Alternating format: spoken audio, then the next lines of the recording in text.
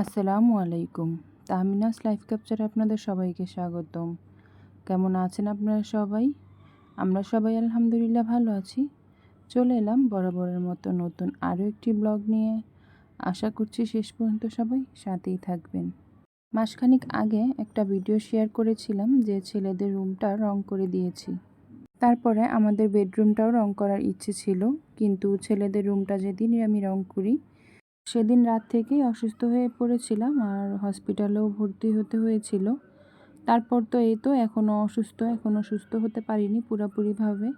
আমরা গৃহিণীরা যারা এক হাতে আমাদের সংসারটাকে নিয়ন্ত্রণ করি, তারা যদি অসুস্থ হয়ে পড়ি তাহলে ঘরের কী অবস্থা হয় সেটা তো কম বেশি আপনারা সবাই জানেন। আমার ফ্যানের অবস্থাটা দেখেই বুঝতে পারছেন। আমার এই ফ্যানটা সাদা রঙের হওয়াতে আমার প্রতি সপ্তাহে ফ্যানটা ক্লিন করতে হয়। তো অসুস্থ থাকার কারণে ফ্যানটা ১ মাসের বেশি হয়ে গেছে, মুছতে পারিনি। তো অবস্থা খুবই খারাপ।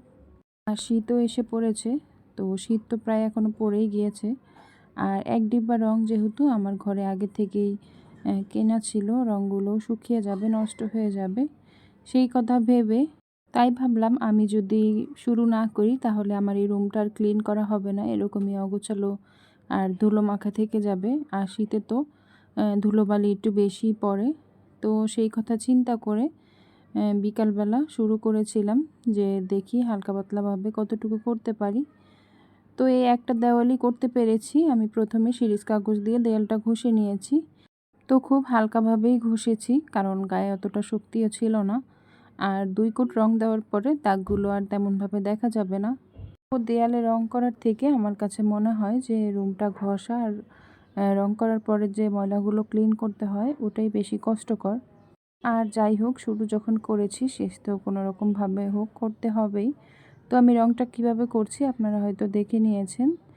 এবড়ো থেবড়োভাবে রং করা যাবে না, উপর থেকে নিচ পর্যন্ত এভাবে টেনে টেনেই রঙগুলো করতে হবে, তাহলেই দেখতে সুন্দর লাগবে। নয়তো শুকানোর পরে অতটা ভালো লাগবে না। তো যেখানে একটু গর্ত টর্ত ছিল আমি এভাবে রং দিয়ে কোট করে নিয়েছি। তো এই একটা দেওয়ালই একবারই দিতে পেরেছিলাম, তারপরে রং শেষ হয়ে গিয়েছিল। মানে এই রংটুকু আমি যেটুকু করেছি এই রংটুকু আগে থেকে গোলানো ছিল, যেদিন ছেলেদের রুম রং করেছি সেই দিনের গোলানো রং এইটুকু। আর নতুন করে যে আমি রং গুলিয়ে রং করব সেই অবস্থাতে আমি নেই। তারপর জান্নাতের বাবাকে ফোন করি যে এই দেখো আমি এইটুকু রং করতে পেরেছি, তারপর আর পারছি না। তো তারপর সে বলল যে রেখে দাও, কালকে যেহেতু শুক্রবার আমি বাকিটুকু এসে করে দিব আর রুমটাও ক্লিন করে ফেলবো।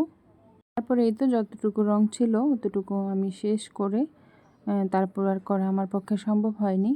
আমার এই রুমটার অবস্থা খুব খারাপ অবস্থা করে ফেলেছিল আমার ছেলে, ছোট ছেলে আর মেয়ে মিলে। তো আপনারা তো দেখেছেনই আগে।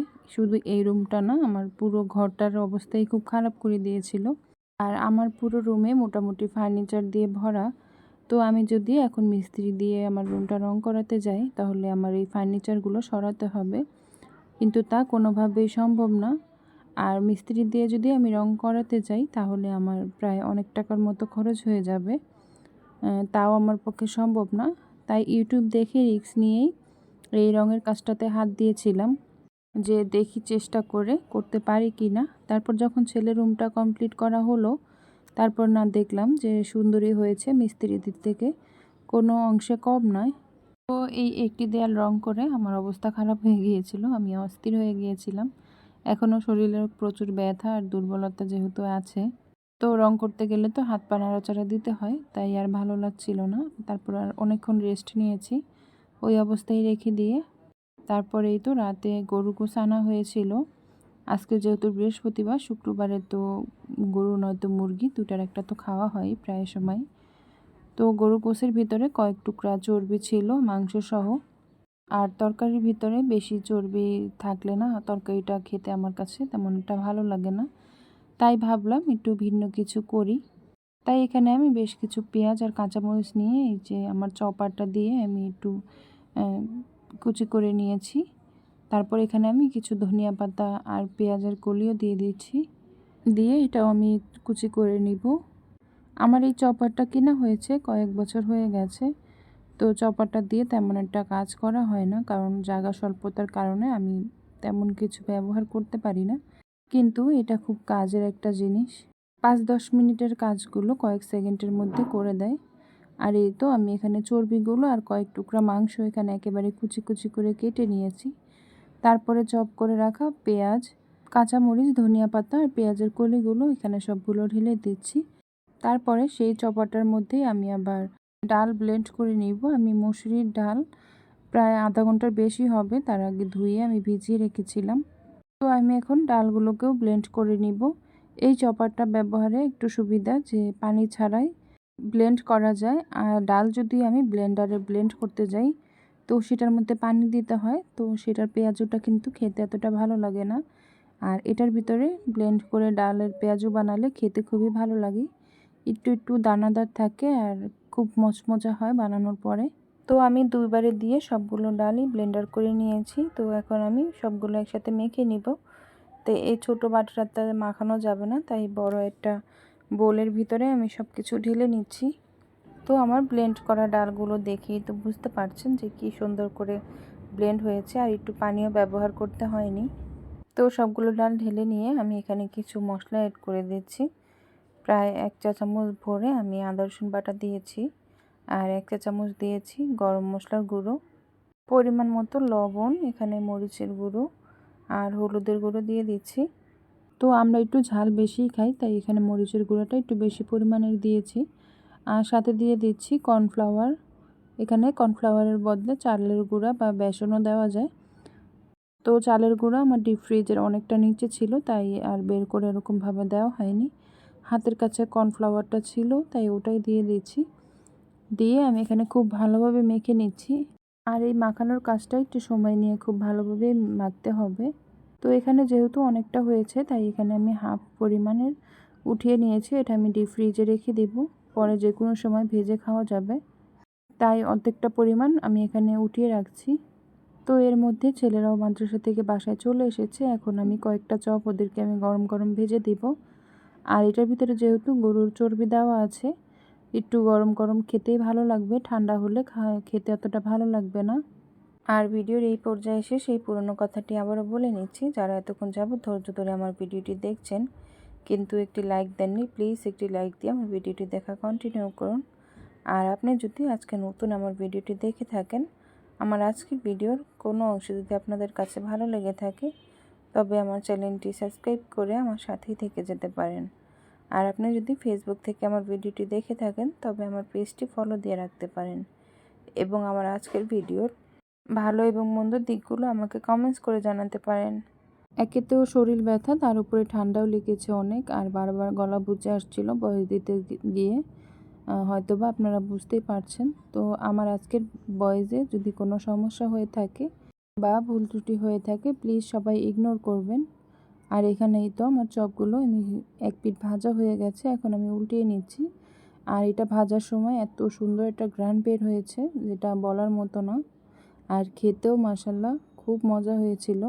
আমার এই ভিডিওটা প্রায় 22-23 মিনিটের হয়ে গিয়েছিল। তো এত বড় ভিডিও তো কেউ দেখবে না, তাই কেটে কুটে এতটুকু নিয়ে এসেছি। তো কষ্ট করে সবাই দেখে নেবেন। আর বড় ছেলে আসার পরে ওকে বলেছিলাম যে কিছু রং গুলিয়ে দাও, তো ও সেই কাজটাই করছিল। তো এখানে আমি হাফ পরিমাণে রং নিয়ে নিয়েছি, আর যতটুকু রং নিয়েছি ঠিক ততটুকুই পানি দিয়েছি। দিয়ে হাত দিয়ে খুব ভালোভাবে মেখে নিতে হবে, মানে গুলিয়ে নিতে হবে, যেন কোনো লাভস বা দলা পেকে না থাকে। তো খুব সুন্দরভাবেই রংটাও আমাকে গুলিয়ে দিয়েছিল। আর এই কাজটা একটু ধৈর্য নিয়ে একটু সময় নিয়ে করতে হবে, তাহলে রংটা গুলানো খুব সুন্দর হবে। আর এখানে রং গোলাতে গোলাতে এর মধ্যে জান্নাতের বাবাও চলে এসেছে। আর মেয়ের বায়না মতো সে আবারও সিপি থেকে সেই চিকেন বল নিয়ে এসেছে। তো এসে মোটামুটি নাস্তা করে সে তার কাজে লেগে গিয়েছে, যেহেতু আমাকে কথা দিয়েছে যে করে দিবে। তো এসে এই যে বাকি জায়গাটুকু ছিল ওগুলো সে ঘষে নিয়েছে। আর আমার মতো তারও শরীরে খুব ব্যথা আজকে কয়েকদিন যাবত, তারপরেও যেহেতু আমি শুরু করেছি চেষ্টা তো তার করতেই হবে, তাই কিছু না বলে তার কাছে এসে শুরু করে দিয়েছে। তো আমার বেডরুমটাকে 3-4টা জায়গায় এভাবে এঁকে নষ্ট করেছে, আর উপর দিকটা ভালোই ছিল। তো যে জায়গাটুকু ভালো ছিল ওগুলো তো আর ঘষতে হয়নি, কিন্তু নিচের যে দাগগুলো ছিল ওগুলোই ঘষে উঠাতে হয়েছে। আর এর মধ্যে আমার পাকা বুড়িটা এসেছে আর বলছে আমাকে একটু ভিডিও করো। এই দেখেন সে হাত দিয়ে লাভ এঁকেছে। এরকমভাবে হাত দিয়ে লাভ রিয়েক্ট করতে আমিও ভালো মতো পারি না, কিন্তু এখনকার বাচ্চারা মোবাইল দেখে সব শিখে যায়, তাদেরকে আর কিছু শিখাতে হয় না। তো এই পাশে যে আমি প্রথমে রঙটা করেছিলাম সেই রঙটা শুকিয়ে গিয়েছে। তারপর আমি দ্বিতীয় কোট এখানে দিয়ে দিচ্ছি। দ্বিতীয় কোটটা দেওয়ার পরে রঙটা আরও গাঢ় হয়েছিল আর দেখতেও ভালো লাগছিল। তো রঙটা বেশি পাতলা হলে কিন্তু ভালো লাগবে না, আর বেশি ঘন হলেও কিন্তু সমস্যা। ঠিক মতোই রঙটাকে গুলিয়ে নিতে হবে, ঠিক যতটুকু রঙ অতটুকুই পানি দিয়ে। আর একটু যেন লাভস না থাকে, দলা পেকে না থাকে, এর জন্য খুব ভালোভাবে সময় নিয়ে রঙটাকে গুলিয়ে নিতে হবে। তো রঙের এই ডিব্বাটাতে আর বোলে দুজনে মিলে ভাগ করে নিয়েছিলাম। তো একটা দিয়ে উনি করছিল আর একটা দিয়ে আমি করছিলাম। আর এই সাইডটাতে আমি একটা পুরনো কাপড় বিছিয়ে নিয়েছিলাম, যে ডিরেক্ট রঙটা যেন বিছানার ভিতরে না পড়ে, যেহেতু নিচে চাদর আছে। আর চাদরটা আমি উঠাইনি, কারণ বিছানার ভিতরে ম্যাট্রিক্স দেওয়া আছে, ম্যাট্রিক্সের ভিতরে রং পড়লে বা ধুলো পড়লে গেলে তো পরবর্তীতে অ্যালার্জির সমস্যা হয়ে যাবে, কারণ ওটা ধোয়াও যাবে না আর রোদেও দেওয়া যাবে না। তো রুমের জানালায় যে পর্দাগুলো ছিল ওগুলো আমি আগেই খুলে নিয়েছি, ক্লিন করতে হবে, অনেক ময়লা হয়েছে। আর জানাতে বাবা ফ্যানটাও পরিষ্কার করে নিচ্ছে। তারপরেই তো আবার রঙের কাজে লেগে গিয়েছে। আর এই যে এই লাইটগুলো আমার রুমের ভিতরে লাগানো ছিল, লাইটগুলো যখন নিয়ে এসেছে দেখতে খুবই ভালো লাগছিল।